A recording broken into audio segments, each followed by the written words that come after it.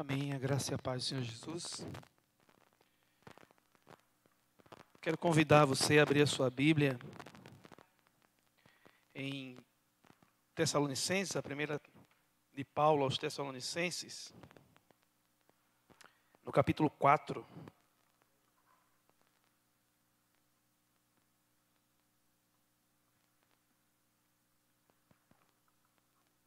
Primeira de Paulo, Tessalonicenses, no capítulo 4.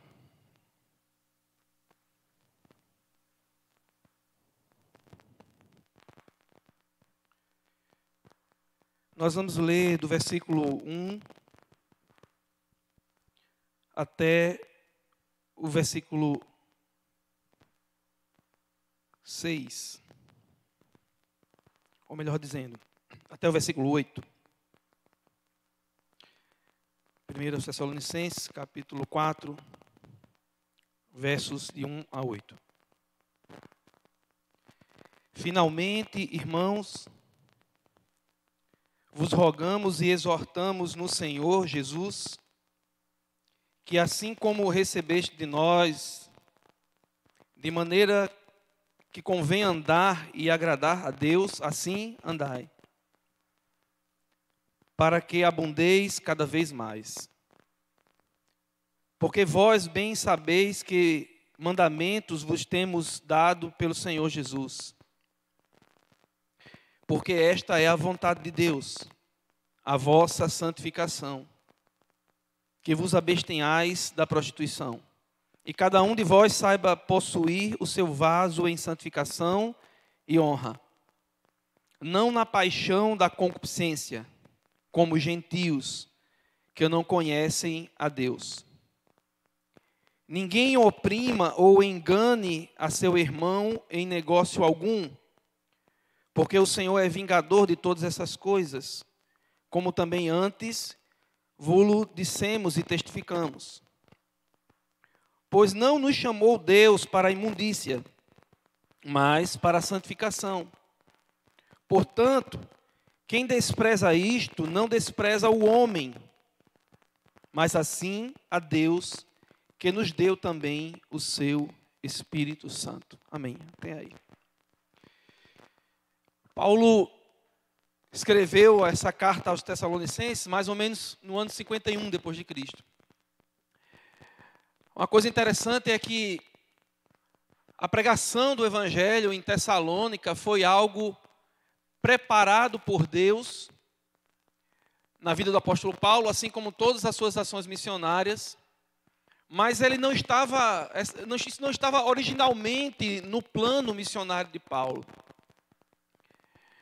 Paulo estava em Troade durante a sua segunda viagem e ele tem uma visão do Espírito Santo. O Espírito Santo lhe revela através de uma visão a imagem de uma pessoa com características, com vestimentas e com um jeito de alguém que era da província da Macedônia.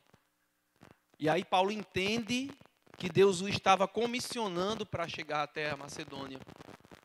Paulo vai até a Macedônia, mais precisamente na cidade de Filipos, e lá a conversão de Lídia, a conversão do carcereiro, existem os milagres que ocorrem.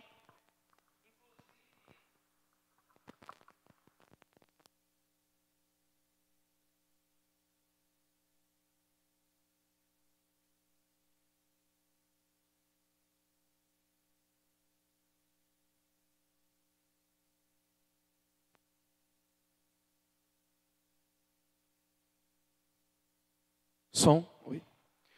Inclusive, o milagre da libertação de Paulo e de Silas, através daquele terremoto que abala aquela estrutura daquela prisão. Acontece tudo isso naquela cidade de Filipe, mas ainda existia um plano de Deus para que Paulo chegasse até esta cidade chamada Tessalônica, cidade que tinha um nome feminino, que tinha o nome de uma mulher. Foi dado em homenagem a uma mulher.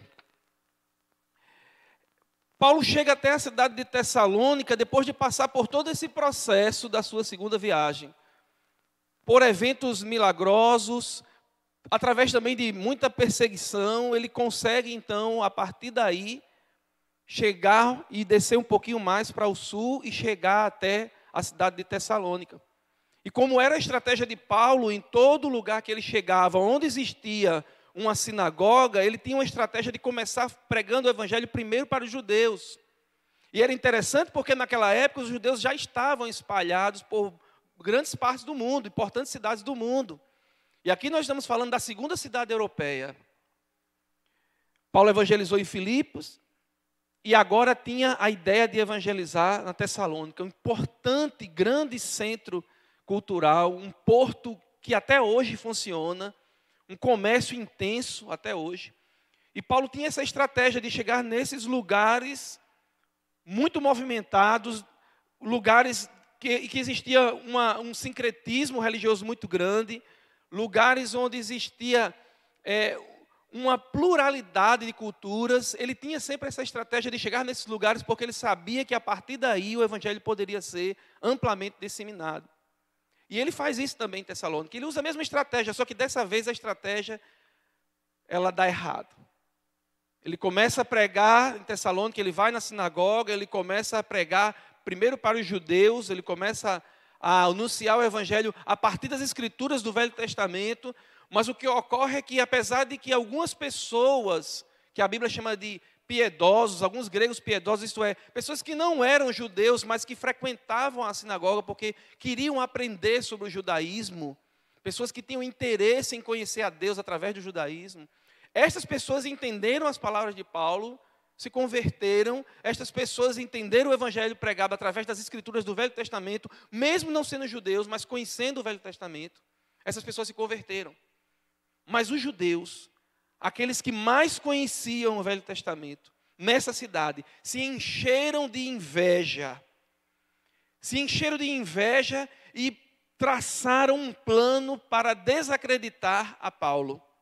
Traçaram um plano para que Paulo pudesse ser preso, para que Paulo pudesse ser entregue às autoridades romanas. Veja, eles estavam ali há tanto tempo e não tinham impactado aquela comunidade. Os judeus estavam ali há dezenas de anos e não tinham produzido nada. De repente chega Paulo, um estrangeiro, um homem que a ele é dada a oportunidade, pelo fato de ele ser judeu, e todo judeu poderia ter a oportunidade de falar na sinagoga, ainda mais ele que vinha da linhagem de fariseus. Foi dada a oportunidade a Paulo, e quando Paulo começa a ensinar, aquelas pessoas, elas são imediatamente impactadas pelas palavras de Paulo. Não somente porque eram palavras de um homem que tinha conhecimento profundo das Escrituras, mas principalmente porque eram palavras inspiradas pelo Espírito Santo de Deus. E outra, as palavras de Paulo sempre foram acompanhadas de demonstrações do poder de Deus. As palavras de Paulo sempre foram acompanhadas pela materialização da palavra, pelos milagres e pelas conversões e transformações de pessoas inusitadas. Paulo, esse pregador extraordinário, consegue alcançar e consegue modificar a vida daquela comunidade. Ele começa a mexer com as estruturas daquela cidade. E quando não se tem condições de dialogar com alguém assim, quando nos falta argumento, então apelamos para as estratégias mais baixas.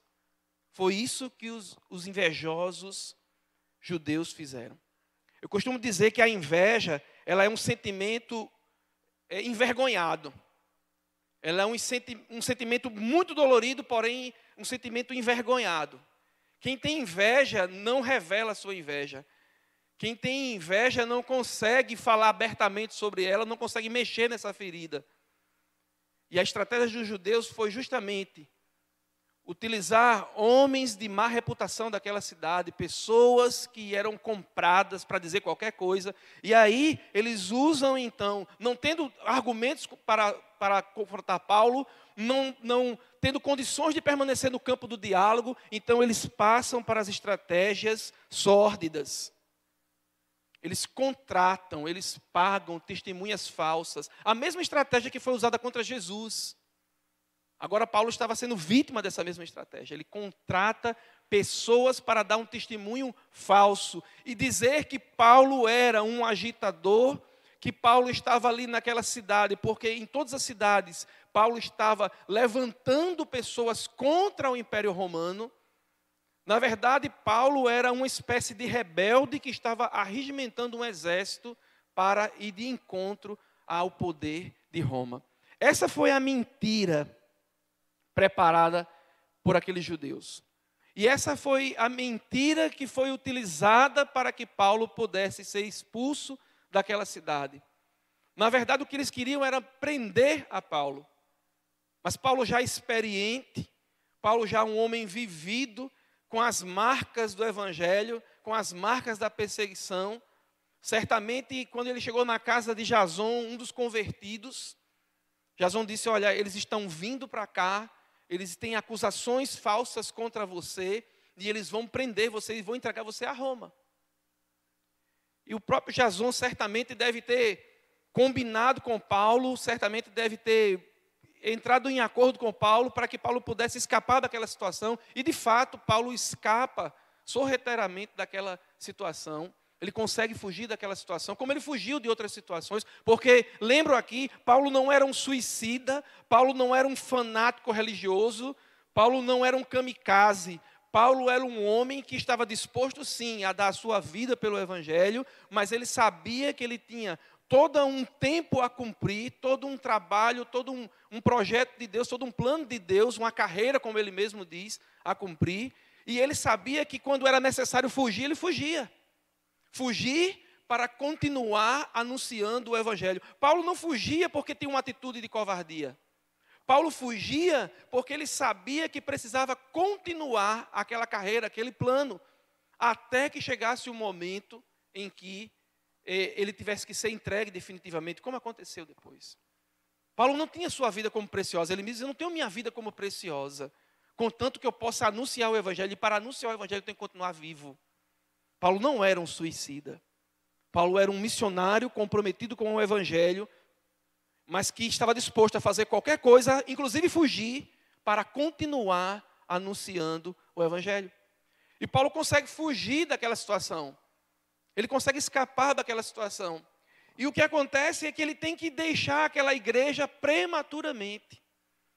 Aquela nova igreja que estava nascendo naquela cidade, aqueles novos convertidos agora teriam que ficar sem o apoio do apostolado de Paulo. Ele teve que fugir. E ele foge, sim, ele vai embora para Atenas.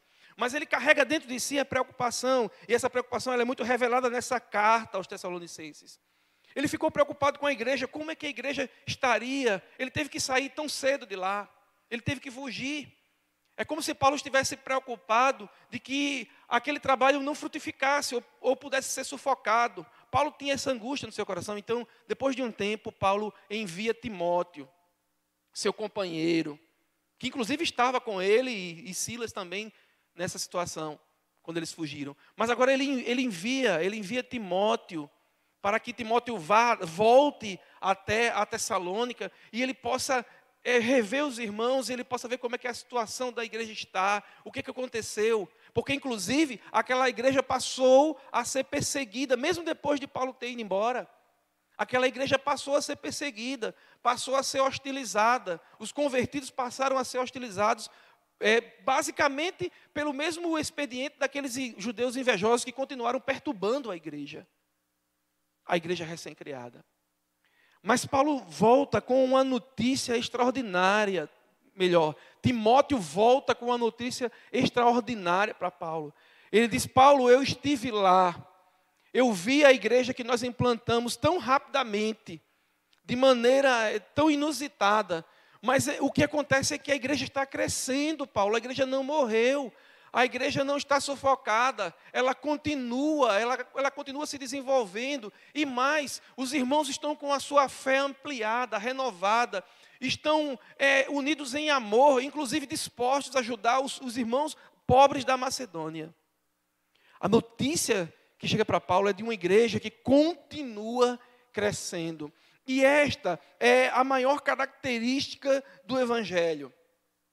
O Evangelho não está preso e ele não depende de instituições. O Evangelho ele não depende do apoio do governo local. Muito pelo contrário, ele foi muito perseguido por todos os governos até hoje. O evangelho não depende de líderes carismáticos que possam manter a igreja funcionando. O evangelho depende única e exclusivamente da ação do Espírito de Deus em uma localidade, na vida de pessoas, na transformação de pessoas. É disso que o evangelho depende. O evangelho apenas depende de pessoas que estejam alcançadas e comprometidas com ele. Pessoas que estejam dispostas a vivê-lo. É isso que disso que o evangelho depende. É por isso que em todas essas eras, em todas as circunstâncias, a igreja continua sobrevivendo e continuará sobrevivendo a despeito de qualquer coisa, de qualquer circunstância. Jesus disse: eu edificarei esta igreja sobre esta rocha. A minha igreja está sobre esta rocha. Esta rocha, ele se referindo a ele mesmo. Esta rocha. E as portas do inferno, ou seja, todo o sistema contrário, todo o governo mundano, todo o governo opressor, todo tipo de idealização humana contrária, não poderá prevalecer contra ela. E é isso que temos testemunhado até os dias de hoje. Uma igreja que continua avançando em todos os lugares do mundo. Irmãos, às vezes a gente escuta notícias do Portas Abertas e de outras agências missionárias, notícias que a gente ouve assim e diz assim: como é que pode essa igreja continuar existindo nesse lugar? Como é que pode esses irmãos continuarem existindo nesse lugar? Não existe explicação humana suficiente para que aquela igreja continue. Explique o estado daquela igreja e a continuação dela e o progresso em meio a um terreno tão árido, em meio a um terreno tão sufocante, em meio a uma circunstância tão difícil. A única explicação é de que o evangelho é realmente o poder de Deus para a salvação de todo aquele que crê. É a única explicação que nós encontramos. É a única explicação possível. E aqui Paulo está falando diretamente para os Tessalonicenses, e ele vai aqui enfocar nesse texto que nós lemos duas grandes verdades. Duas importantes verdades estão aqui dentro desse texto que nós lemos. A primeira, ele disse: a vontade de Deus, esta é a vontade de Deus, a vossa santificação, que vocês se abstenham da prostituição. O interessante desse pequeno trecho é que, naquela época, para aquela cultura onde aquela igreja existia, a imoralidade sexual, a prostituição, era uma coisa que fazia parte da cultura do povo. No helenismo, ou seja, na sociedade grega, e todas as cidades gregas, aqui nós estamos falando de uma cidade grega sob o Império Romano, mas é uma cidade grega. Toda cidade grega, toda cultura grega, ela estava ligada à prostituição. A prostituição fazia parte do culto religioso, por exemplo. A prostituição, ela era aceita, a imoralidade sexual ela era aceita, por exemplo, no meio familiar, quando um homem poderia ter suas concubinas, por exemplo, suas escravas sexuais. Era amplamente aceito. Assim como a homossexualidade era amplamente aceita, era amplamente natural e normal no meio grego, no mundo helênico. E tudo isso, perceba, você tem uma igreja dentro dessa cultura, imersa nessa cultura. E Paulo tem uma preocupação aqui. Paulo quer que esses novos convertidos, esses irmãos, eles possam confirmar a sua vocação, o seu progresso no Senhor, entendendo que a vontade de Deus para eles não é o comportamento dos seus pares, não é o que demonstra o comportamento da sua sociedade, onde eles estão inseridos.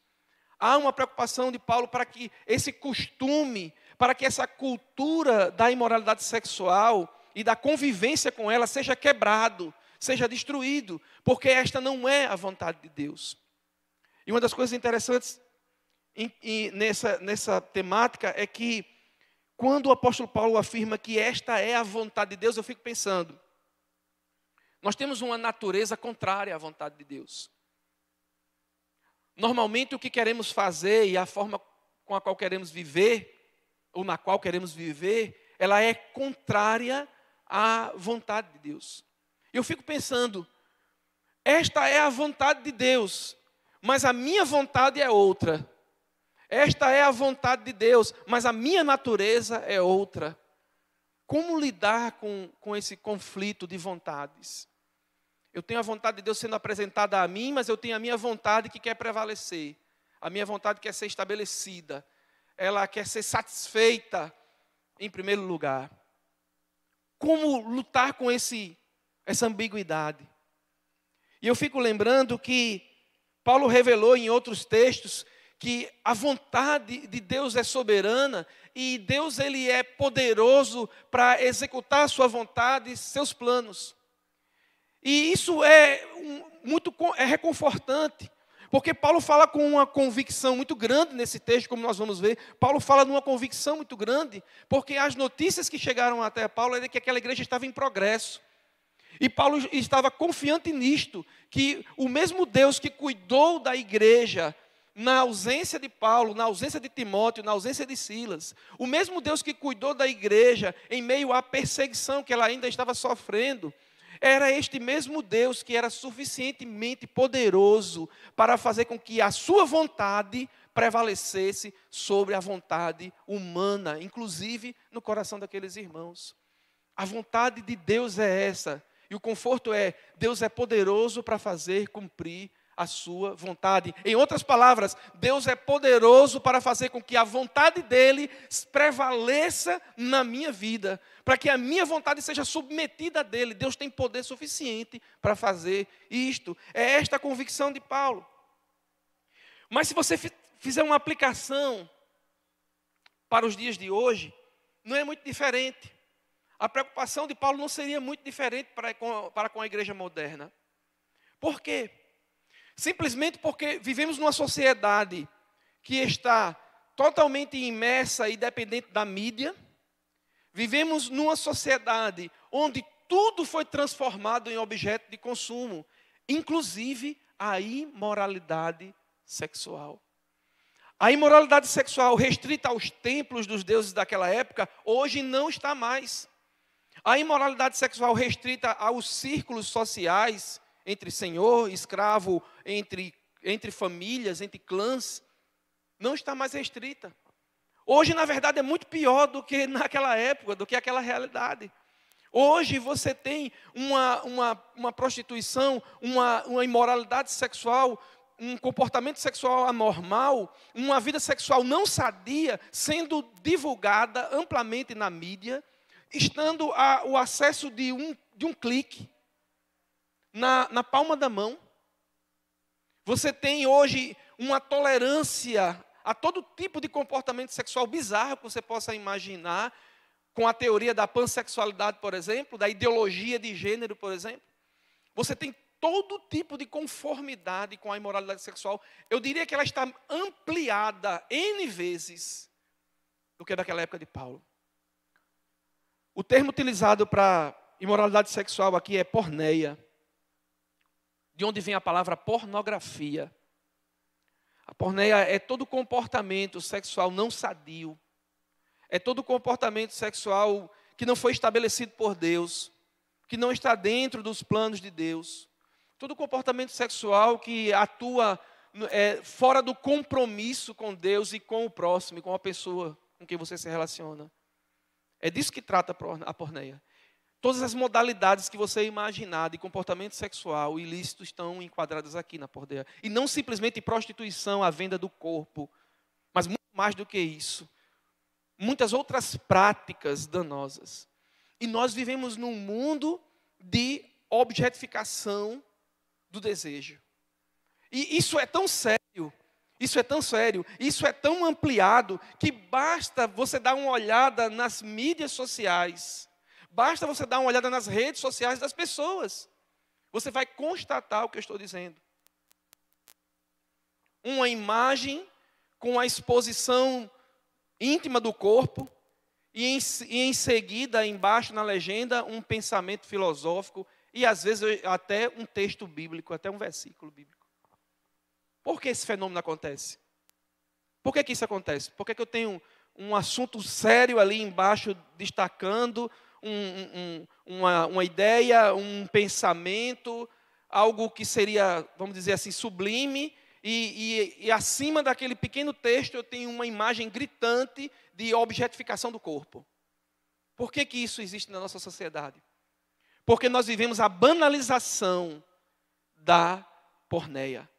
Nós vivemos a porneia digital, banalizada, onde aos poucos as coisas não vão mais tendo tanta importância. Ou melhor dizendo, aos poucos as coisas vão se tornando naturais. Essa é a grande questão.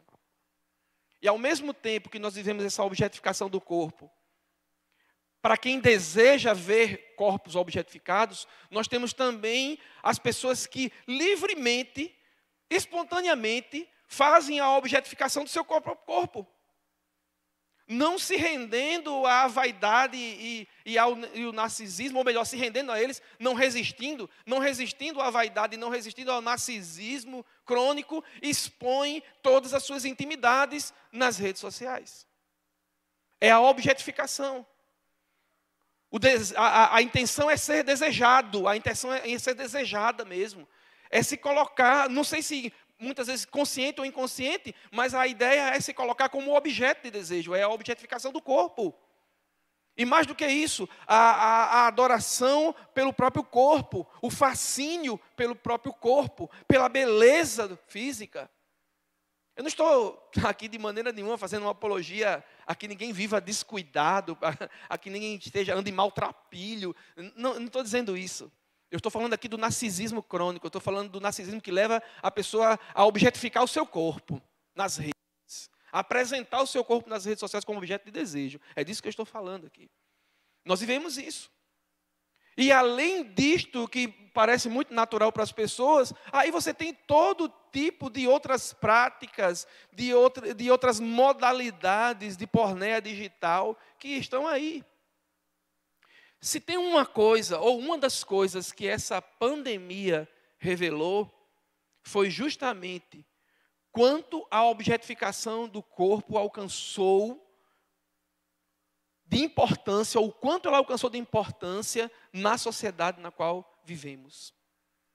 Porque com o isolamento, as pessoas passaram cada vez mais a se satisfazerem sozinhas, a buscarem meios de satisfação individual, e esses meios são buscados justamente nessa objetificação do corpo. Portanto, a pornografia digital, ela ganhou um enorme impulso a partir do processo de isolamento. Isso é facilmente constatado. As próprias pessoas declaram isso, elas mesmas admitem essas coisas. As reportagens falam sobre isso. Os analistas de comportamento também falam sobre isso. Há uma multiplicação. E até novas modalidades de adultério, como o adultério virtual, por exemplo. Que para muita gente não é adultério. É uma modalidade de entretenimento, mas não é adultério. Então veja, a preocupação de Paulo aqui seria até ampliada nos nossos tempos. Ele está dizendo, essa não é a vontade de Deus. O utilitarismo do corpo alheio, do outro. Olhar o outro como um objeto de desejo para a sua satisfação sexual, isso não é a vontade de Deus. Isso, na verdade, vai de forma ofensiva e contrária à vontade de Deus. Porque todos nós temos, por essência, por herança adâmica, termos sido constituídos como imagem e semelhança de Deus. Como se torna alguém que foi construído ou constituído como imagem e semelhança de Deus, como um objeto de uso? Como se faz isso? Certamente não é o propósito de Deus na sua criação. Certamente não é a ideia de Deus. E certamente, como Paulo coloca aqui, não é a vontade de Deus. Vai contrário à sua vontade. É justamente o oposto da sua vontade. Tornar seres criados à sua imagem e semelhança em objetos. Em objetos de satisfação sexual. Isso é o que Paulo está dizendo aqui. Não, essa vontade de Deus é contrária a isso. Na verdade, a vontade de Deus é que vocês sejam santificados. Ou seja, na verdade, a vontade de Deus é que vocês se abstenham dessas práticas. Que vocês se afastem desse mundo. Que vocês, vou usar uma expressão ainda mais forte, se libertem desse mundo. Porque, irmãos, a gente ouve muitos relatos, quantas e quantas pessoas, inclusive dentro de igrejas, quantas e quantas pessoas, e Paulo estava falando aqui para uma igreja, quantas pessoas não estão ainda presas a esse universo digital da objetificação do corpo, da busca pela satisfação através do corpo do outro como objeto de satisfação, como objeto alheio de satisfação. Então, muitas pessoas ainda estão presas nisso. Quantas pessoas hoje não estão presas nisso? Porque isso tem se tornado realmente um vício na vida de muitas pessoas. Um terrível vício na vida de muitas pessoas. E quando eu estou falando de muitas pessoas, eu estou falando de homens, estou falando de mulheres, estou falando de jovens, adultos. Não estou aqui usando restrição de idade, não estou aqui usando restrição de sexo, não. Pessoas de todas as idades e classes sociais, presas a esse comportamento e essa porneia digital que tomou conta do nosso mundo hoje, que tomou conta da nossa sociedade. Paulo está dizendo aqui que nós precisamos fugir desse utilitarismo. Precisamos fugir disso porque a vontade de Deus é que a gente esteja longe dessas coisas, porque ao contrário, como ele vai desenvolver nessa própria carta, o objetivo de Deus é que possamos amar e servir. Ao invés de ver o outro como um objeto, possamos ver aquela outra pessoa como alguém que precisa de Deus e também precisa de nós. Ao invés de olhar com o olhar de objetificação, olhar com o olhar de imagem de Deus, ver a imagem de Deus em outra pessoa, em outro ser humano. Que era justamente esse o olhar de Jesus. Quando olhou para aquela mulher de reputação duvidosa, possivelmente uma mulher que se prostituía e que estava lá na casa de Simão. Usa-se ali o termo pecadora, mas provavelmente era uma mulher que tinha uma vida imoral. O olhar de Jesus para aquela mulher é o olhar de para um ser humano com o potencial de ser alcançado por Ele, transformado por Ele. O olhar de Jesus para aquela mulher é o olhar e ver alguém como imagem e semelhança de Deus. Esse é o olhar de Jesus. E esse é o olhar que Paulo quer que a igreja tenha. E esta é a vontade de Deus. E isto é santificação. Porque a santificação não está relacionada ao isolamento. A santificação não está relacionada na fuga. A santificação está relacionada a estar numa sociedade corrompida, mediatizada, uma sociedade vivendo a porneia digital, e você ser capaz de olhar para as pessoas não como objetos, mas olhar para as pessoas como imagem e semelhança de Deus. John Piper disse uma coisa interessante e simples. Parece simples no primeiro momento. Ele disse: uma mulher bonita é uma mulher. Parece uma coisa bem... É óbvio que uma mulher bonita é uma mulher. Mas o que John Piper está dizendo com isso? Ele está dizendo que muitos homens, ao olhar para uma mulher bonita, enxergam apenas um objeto de satisfação. O que ele está dizendo é que aquela mulher bonita é uma pessoa. Ela é uma pessoa. Que aquela mulher bonita, ela tem carência de Deus. Que aquela mulher bonita é a imagem e semelhança de Deus. Que aquela mulher bonita é objeto da atenção de Deus para transformá-la em filha, para recebê-la como filha. É isso que John Piper está dizendo. John Piper está dizendo assim: olhe para as pessoas para além das aparências, olhe para as pessoas para além da objetificação, olhe para o valor interior das pessoas, que é o real valor, que é o valor que fica, que é o valor que interessa para Deus. É isso que John Piper está dizendo. É uma pessoa. E Paulo está aqui incentivando a igreja a olhar para as pessoas como elas são, pessoas importantes para Deus. E ele diz: não na paixão da concupiscência, como os gentios que não conhecem a Deus. Ora, os tessalônicos eram gentios. De quem que Paulo está falando aqui? Paulo está falando de gentios que agora estão na dependência de Deus. É isso que Paulo está falando. Gentios que agora estão na dependência de Deus. Não era que os tessalônicos eram diferentes do seu povo agora, da sua sociedade onde eles estavam, não. Eles não eram melhores nem piores. O que Paulo estava dizendo é que agora eles estavam em Cristo. Portanto, a sua mente e o seu olhar deveriam ser diferentes. Deveriam ser transformados. Era isso. E eles estariam no progresso de santificação não pelos seus méritos ou esforços próprios, mas porque estavam ligados em Deus, porque estavam ligados em Cristo. Inclusive o termo santificação aqui significa algo progressivo. É diferente do que ele usa no capítulo 3 lá, como um estado pleno. Aqui ele não está falando de um estado final, aqui ele está falando em um processo progressivo, porque é justamente isso, irmãos. Santificação é um processo progressivo. São etapas que vão sendo vencidas são vícios que vão sendo deixados para trás, são maneiras de ver o outro que são modificadas gradativamente, são formas de ir se abstendo das coisas que Deus quer que a gente rejeite. E esse processo, ele muitas vezes leva tempo. A grande questão é que esse processo não pode parar. O processo é contínuo. Contínuo. Não pode parar. Esse processo tem que prosseguir. Em primeiro lugar, a vontade de Deus é que fujamos dessa porneia digital, dessa objetificação do corpo. E em segundo, Paulo coloca, a vontade de Deus é que a gente viva com justiça e com honestidade. No versículo 6 ele diz, ninguém oprima ou engane a seu irmão em negócio algum. Porque o Senhor é vingador de todas essas coisas, como também antes vos dissemos, vos testificamos.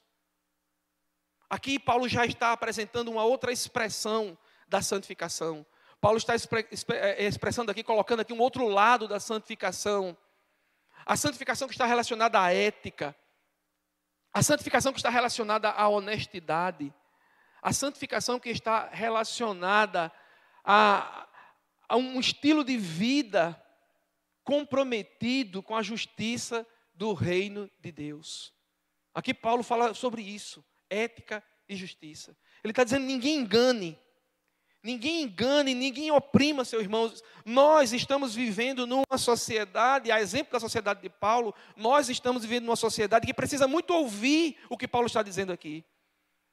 A mensagem de Paulo, a comunicação de Paulo para os dias de hoje, a carta de Tessalonicenses para os dias de hoje é extremamente relevante, porque nós vivemos também numa sociedade que está intimamente comprometida com a corrupção.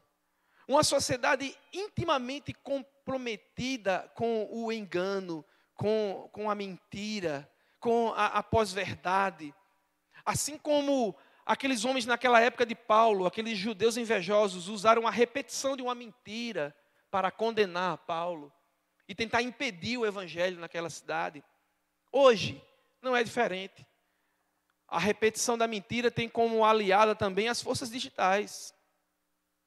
Estamos aí vendo a disseminação, a prática, o uso, até o aperfeiçoamento na arte de enganar. Utilizando as fake news, por exemplo. Pessoas que hoje são especialistas em distorcer mensagens, distorcer contextos. São pessoas especialistas em cortar, em editar vídeos, em fazer adaptações, as famosas montagens. Veja, as pessoas se especializaram em falsificar imagens. E quando eu falo imagem hoje, não é só a imagem que você recebe no WhatsApp, por exemplo, não. Eu falo até mesmo de vídeos inteiros. Hoje as pessoas, já existe técnica suficiente para, por exemplo, tirar o que eu estou dizendo aqui nesse momento, numa gravação, e substituir por outra coisa. Você acredita nisso? Tem tecnologia para isso hoje, para você modificar as palavras do que eu estou dizendo aqui. Está a minha imagem, está a minha dicção, é a minha voz, mas não são as minhas palavras. Acredita nisso? Hoje há tecnologia suficiente para fazer isso. E as pessoas se especializaram em forjar mentiras. Nós vivemos numa sociedade que está comprometida com o engano do seu próximo. Com enganar o seu próximo. O famoso jeitinho, né?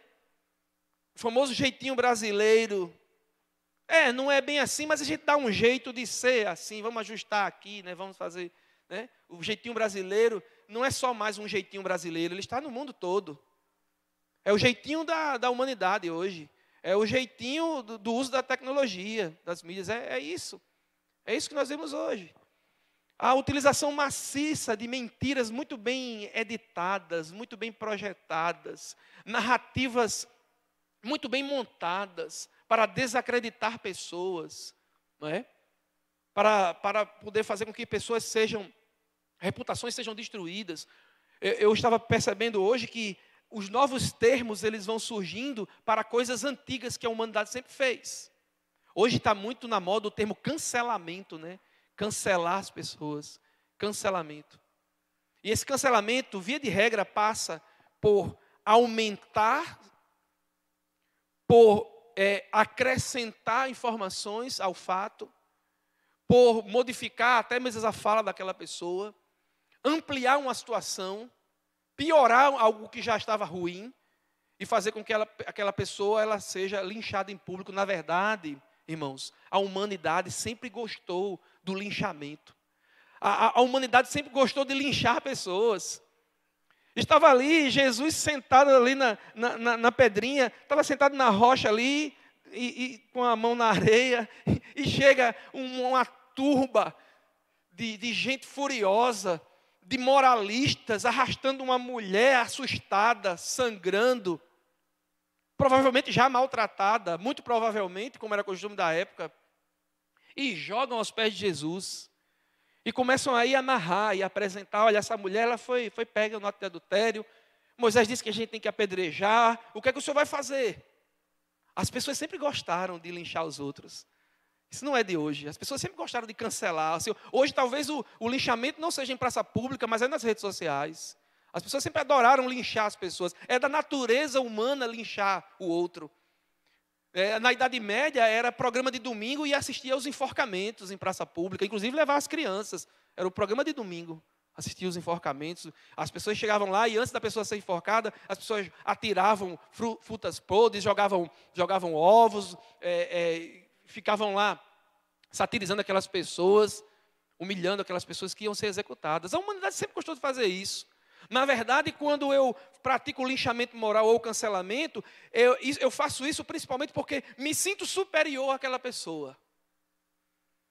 Me sinto moralmente definido e perfeito para julgar aquela pessoa.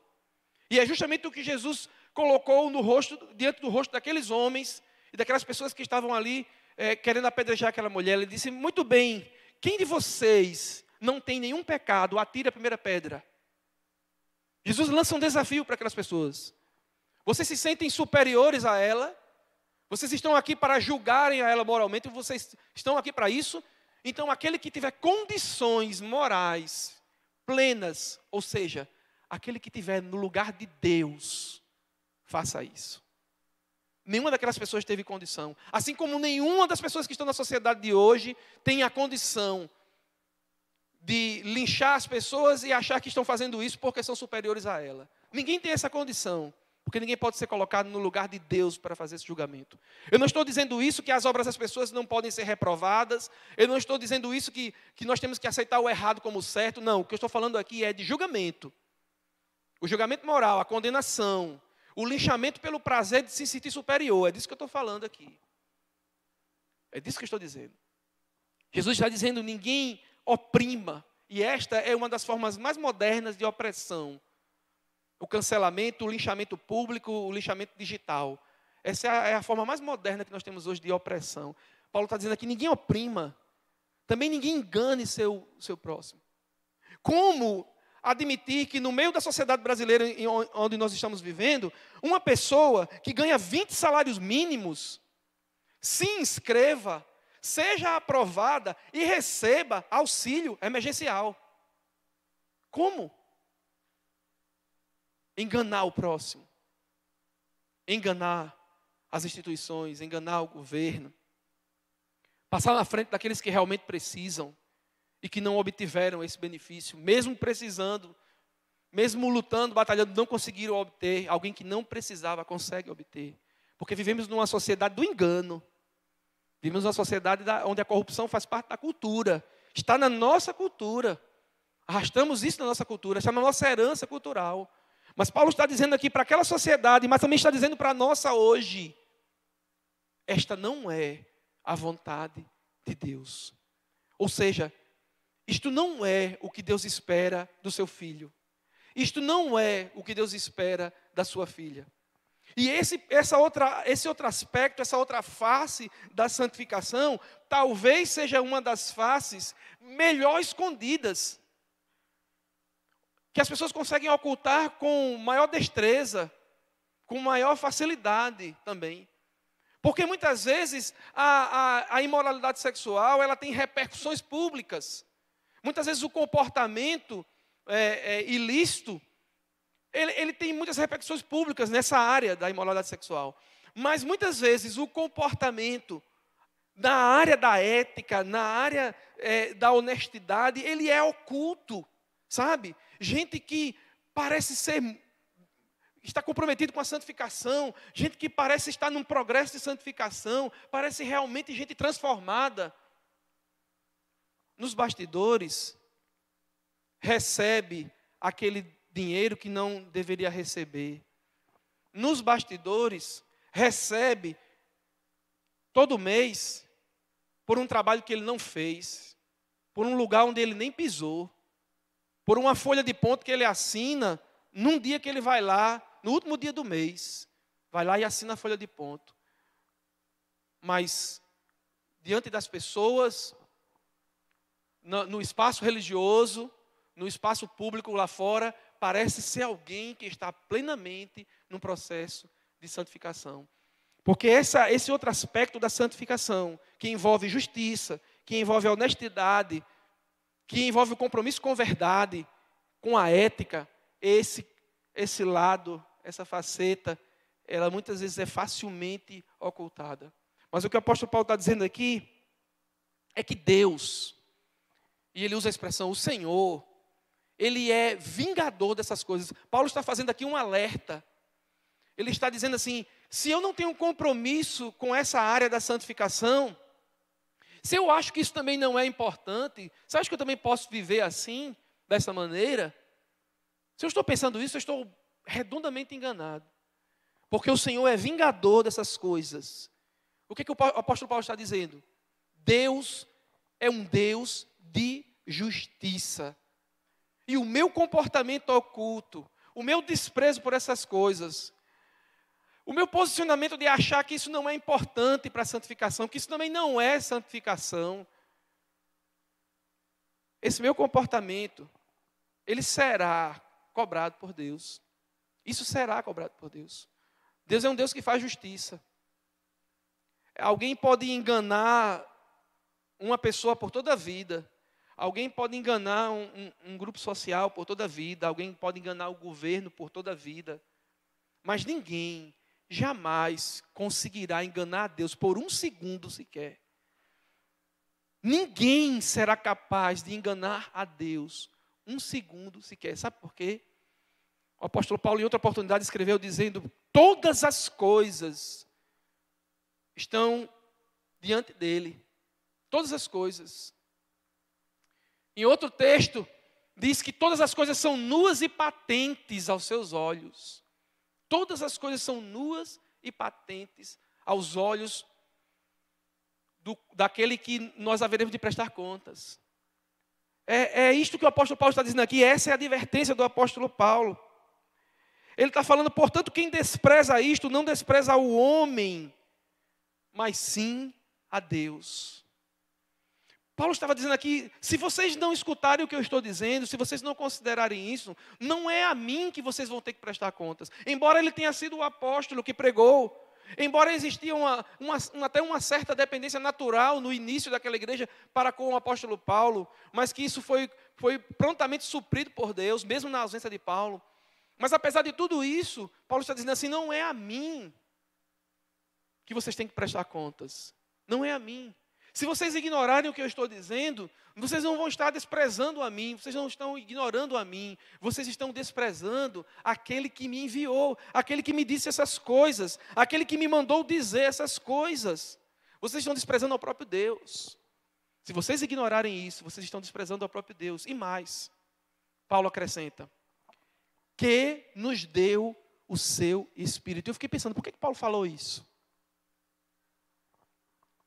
Ele já fez a advertência, vocês estão ignorando a Deus. Mas ele diz assim, que nos deu o seu Espírito. Sabe por que Paulo disse isso?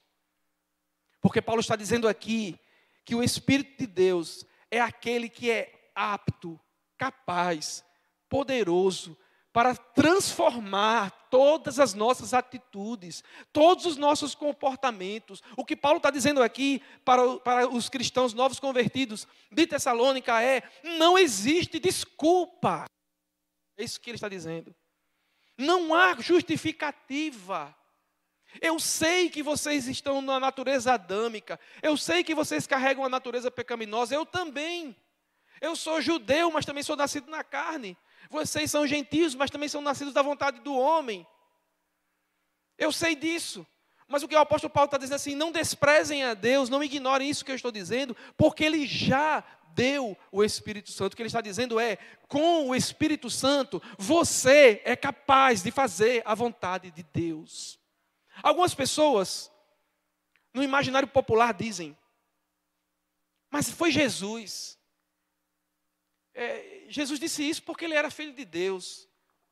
Mas foi Jesus, só Jesus é capaz de fazer isso. Jesus perdoa, eu não, né?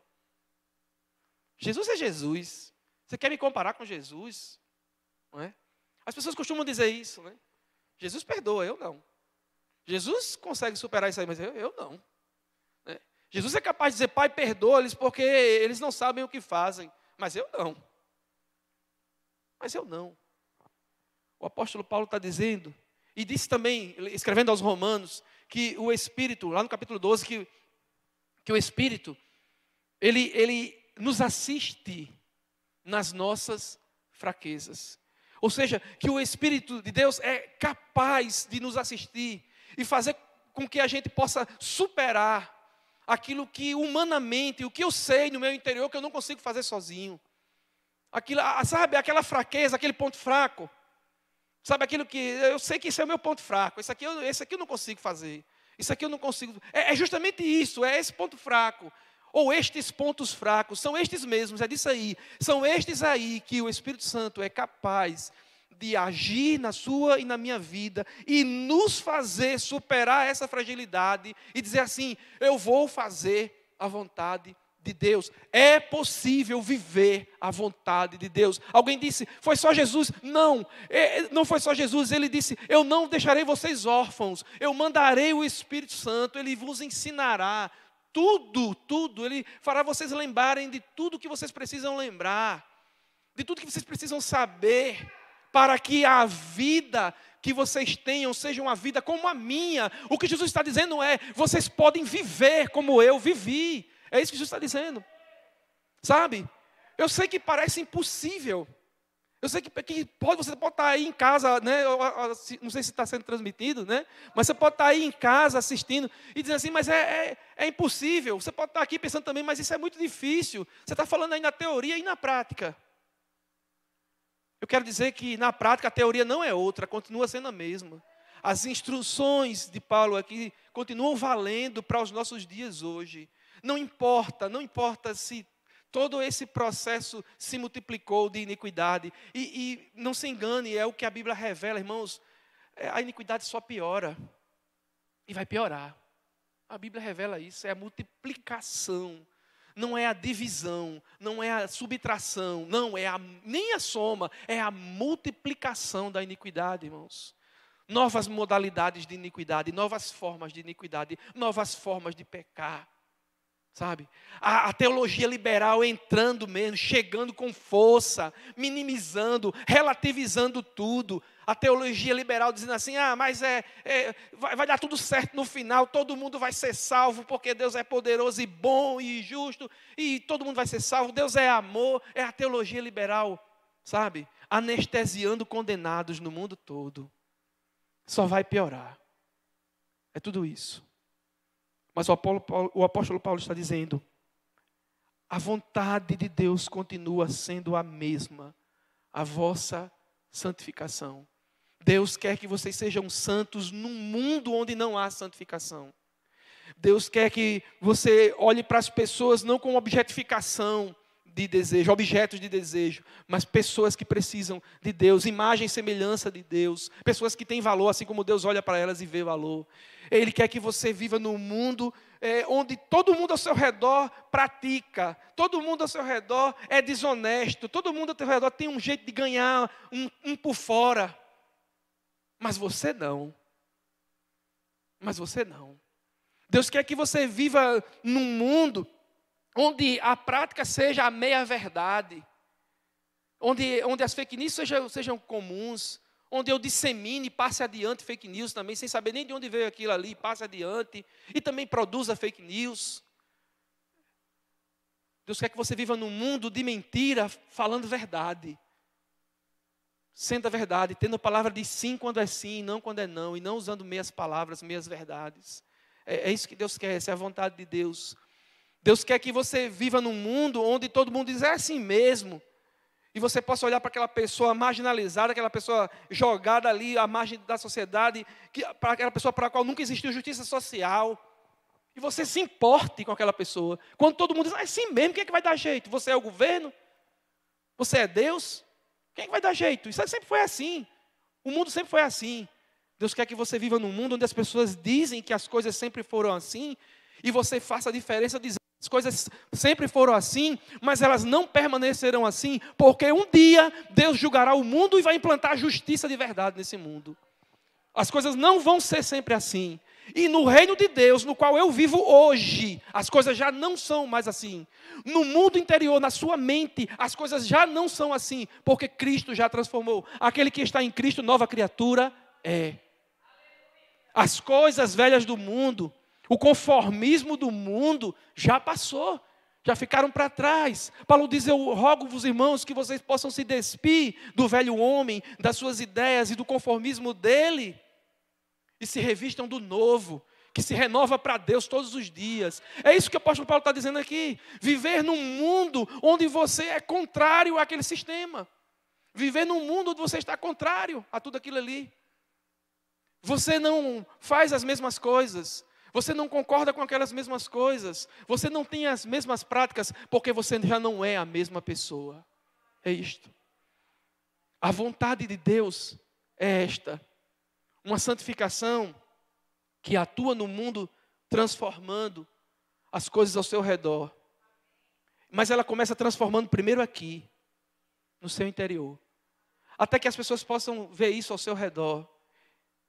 Alguém pode dizer, você vai mudar o mundo, você quer mudar o mundo. Aquele velho ideal da juventude, né? Os jovens querem mudar o mundo. Não se trata de querer mudar o mundo. Se trata de mudar o próprio interior, e a partir das minhas ações, atitudes, palavras, comportamentos, omissões também, ações, a partir disso aí, inspirar pessoas a serem transformadas. Lembra do que o apóstolo Paulo diz? Não vos conformeis com esse mundo, mas transformai-vos, não é transformai-o mundo. Transformai-vos. O que o apóstolo Paulo está dizendo é, quando você se transforma, você faz a diferença no mundo e você inspira outras pessoas a também se transformarem. O que muda são as outras pessoas. Nenhum de nós tem a intenção de mudar o mundo.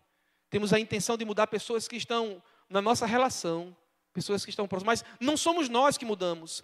É a nossa experiência que inspira pessoas a buscarem a Deus e serem transformadas por ela. Esse é o objetivo. Muitas pessoas no mundo rejeitaram e vão rejeitar a Deus. Nem todo mundo será transformado. E também não tem essa da teologia liberal, de que no final Deus vai dar um jeitinho. Não tem jeitinho, irmãos. Com Deus não tem jeitinho, não tem jeitinho. As coisas com Deus são absolutamente fiéis, verdadeiras, elas são perenes, elas são constantes. Deus não é o homem para mudar. Deus não é o homem para mudar. O céu é uma eternidade e é uma verdade, porque Deus não muda. Mas a condenação eterna também é uma verdade e é uma eternidade, porque Deus também não muda. Deus não vai mudar de ideia. Tem muita gente apostando nisso. Deus vai mudar de ideia e vai dar um jeito no final. Que história é essa? Não existe isso, meu querido. Não existe isso. O que existe é, estou disposto a viver a vontade de Deus ou a minha? O que existe é, se eu estou disposto a viver a vontade de Deus, qual é a vontade de Deus? Que eu viva diferente, que eu seja diferente, que eu tenha a minha mente transformada. Isso chama-se santificação. E é um processo contínuo, constante, contínuo. Eu quero convidar você, nesta noite, a viver esta santificação. Eu quero convidar você a acreditar que Deus é poderoso o suficiente para fazer você viver a vontade dEle. Acredite nisso que Deus é poderoso para fazer você viver a vida que Ele quer que você viva. Acredite que Deus é poderoso para lhe assistir em todas as suas fraquezas e necessidades. Acredite que Deus é poderoso para fazer você vencer qualquer vício. Acredite que Deus é poderoso para fazer você mudar qualquer atitude, qualquer pensamento, qualquer valor que você tenha. Acredite que Deus é capaz de fazer você amar. Acredite que Deus é capaz de fazer você perdoar. Acredite que Deus é capaz de fazer você viver a diferença nesse mundo. O meu convite para você nessa noite é que, em nome de Jesus, você confie na poderosa vontade de Deus, na soberana vontade de Deus. Porque tudo que você tem que fazer, meu irmão, minha irmã, você que está me ouvindo, tudo que você tem que fazer é confiar que Deus é poderoso para fazer. Tudo que você tem que fazer é confiar que Deus é poderoso para conduzir você em santificação. Eu queria convidar você a orar comigo, em nome de Jesus, baseado na palavra. Senhor, nós te louvamos mais uma vez, te bendizemos o teu nome, Senhor. Porque a tua palavra, Senhor, ela nos traz esperança, ela é verdadeira, Senhor. A tua palavra, Senhor, nos revela que o Senhor trabalha incansavelmente pela nossa santificação. Senhor, às vezes não estamos nem percebendo, Senhor. Não estamos nem atentos, mas o Senhor está trabalhando pela nossa santificação. O Senhor está trabalhando para que a nossa vida seja dia a dia transformada, aperfeiçoada, Senhor. É possível viver uma vida, Senhor, que te agrada.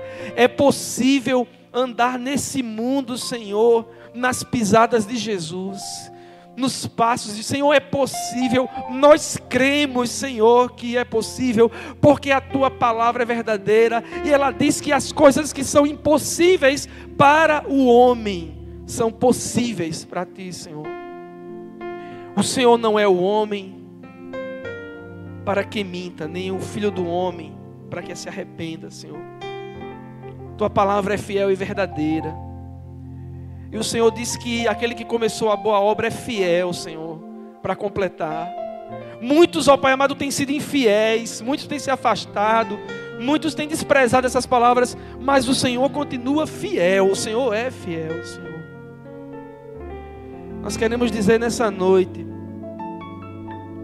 que estamos seguros nos teus braços, Senhor.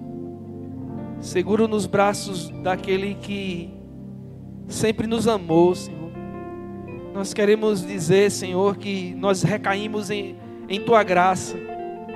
Toda a vida que precisamos dela, Senhor. Se há alguém aqui, Senhor, que está orando por libertação, se há alguém, ó Pai amado, ouvindo, que também está pedindo por libertação, Senhor. Se há alguém orando, Senhor, buscando libertação, Senhor, que, ó Pai amado, o Senhor possa instaurar agora um processo de santificação, Senhor. Um processo de vitória dia a dia. Vitória sobre a carne, vitória sobre os desejos mundanos, Senhor. Vitória contra a desonestidade, vitória contra a corrupção, vitória contra a mentira, vitória contra o engano, Senhor. Que o Senhor possa instaurar nessa pessoa um processo de santificação através de Cristo Jesus, nesta noite, em nome de Jesus. Amém. Amém.